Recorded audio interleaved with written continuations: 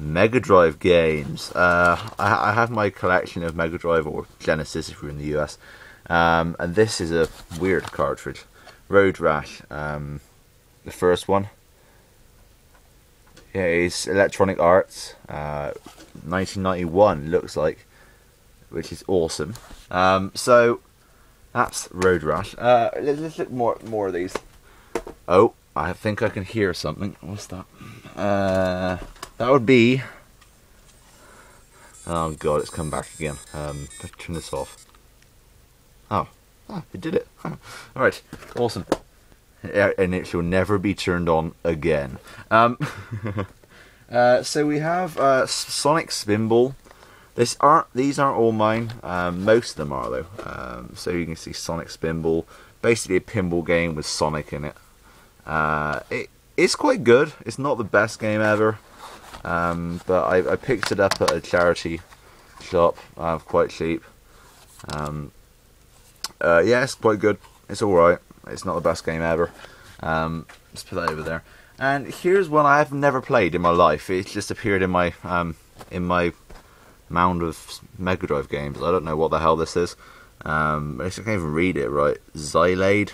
Apparently it was a RPG action adventure thing. I don't know if you can see the images there. My fingers are quite in the light, so you may not be able to see that.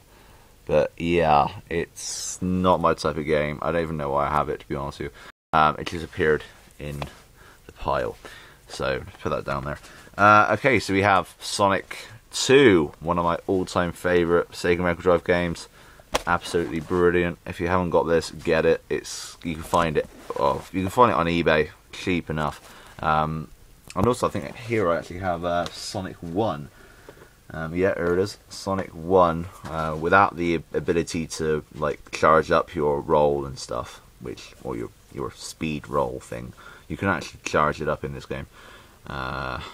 Also a great game. The first Sonic game, of course, is going to be good, which is awesome.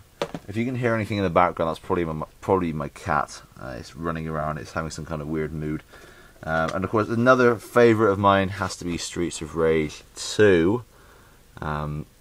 Just an amazing game. It really is. If you haven't got this, you need it in your collection, because it's probably the best Mega Drive game there ever was. I know that Streets of Rage 3 is probably like the most expensive Mega Drive game. But really, if you haven't got this, you need to go out and get it. I can see the case there. You see the casing and the sticker and stuff. Great game. Definitely recommend picking it up. And of course, seeing as it's going to be released soon on Xbox Live Arcade and PS3, PSN, NBA Jam, and this is the original. Great game. I'm not a fan of sports games, but this kind of changed my mind. It is such a great game, and I'm hoping they kind of hold it to what it used to be. I hope they keep it arcadey. I like the graphics; they're fine. For a Mega Drive game, they're quite good. You kind of like charge up your power every time you get the ball in the hoop, and you kind of set your ball on fire, which is pretty awesome. It's some pretty good animations for the time as well. Here we have Earthworm Jim 1. What's that? 24 meg. Obviously, it was some kind of like newfound format or something they made. Eat Dirt, 1 player. Also a brilliant game. I've only started playing it recently after I discovered it on my iPhone in the App Store, and I thought, oh, I have to get this, so I picked it up on Mega Drive. Hooray. Another favourite of mine has to be Robocop versus Terminator on the Mega Drive. Absolutely brilliant game. It's just good in all ways. My favourite being, of course, Robocop. He is just awesome. Such a great game, and you can't be without it in your collection. It's just a classic. Okay, here we have some rare ones. Winter Olympics. I haven't seen this many places. Even if you can pick it up anymore, probably not anywhere, apart from eBay. It's alright. It's very, very, very simplistic. Games, there's tobogganing, and what's the one where you like lie flat on your stomach. There's also you ski and you shoot stuff and you shoot targets. I'm not that one there. That is a bastard. I hate that one. That is a very, very hard mode. Another favourite, Super Thunderblade, probably the hardest game on the Mega Drive in my eyes. Me and my father, when we first got this years ago, couldn't get past the first tank in the first level. It was so hard. Kind of the controls are backwards. They're kind of up is down and down is up, and you think you can change them in the settings, but I'm not too sure. Sorry for the glare as well. I think it's the light up there. I'll have to record these videos at daytime. We seem to be recording mostly at night, and you see they're pre-owned £9.99.